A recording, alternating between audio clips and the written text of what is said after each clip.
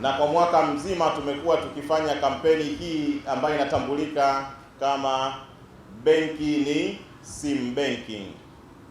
Kweni huduma ya benki ambayo inapatikana kwenye simu zote, iwe ni simu janja na hata simu ambazo hazina uwezo wa kuwa na internet, ambazo una uwezo wa kupakua au kudownload app yetu pendwa ya sim banking na kuweza kufanya miamala ya kibenki. Zaidi ya 95% ya miamala ya kibenki sasa hivi inaweza kufanyika kwa kutumia huduma hiyo ya sim banking. Kwa hiyo unaweza ukaona jinsi gani ambavyo ukiwa na simu yako na kuwa na app yako ya sim banking unavyoweza kufanya miamala mingi, lakini pia ukaweza kujishindia huku ukiendelea kufanya miamala yako. Bado sisi kama CRDB tuliona tuweze kurudi kuwa sehemu ya jamii na kuweza kurudisha kwa kile ambacho tulikuwa tumekitangaza mwanzo wa kampeni hizi. Ya leo kuweza kuibuka washindi wa kampeni yetu hii ya benki ni sim banking.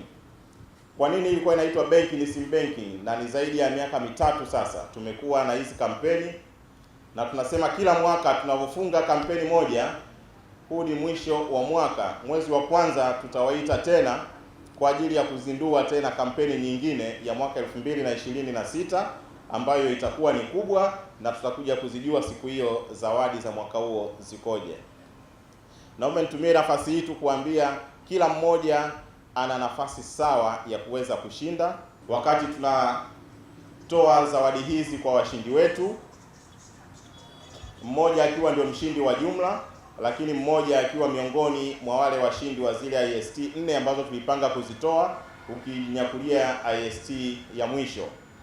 Hongereni sana washindi wote wa kampeni hii ya benki ni sim banking. Kwa majina naitwa Deo Ferdinand Mlawa, ni mkazi wa Mikocheni, Dar es Salaam.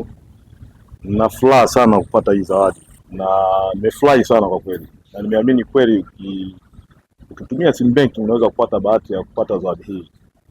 Na washauri watu wengi wapende kutumia sim banking kwa sababu ndio kwanza inarahisisha.